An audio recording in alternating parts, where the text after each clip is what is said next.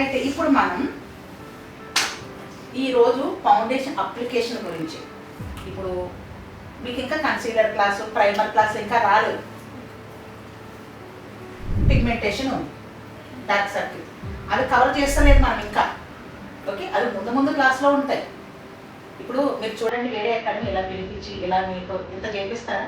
ఒకటి ఊహించండి, మనం ఇక్కడ ఉన్న సర్కిల్స్ ఏవైతే ఉన్నాయో డార్క్ సర్కిల్స్, అవి 80% కవర్ అయిపోవాలి. 80%. ఓకే, చూడండి, ఇది గ్రేడింగ్, ఇది అప్లికేషన్ అన్నాను కదా.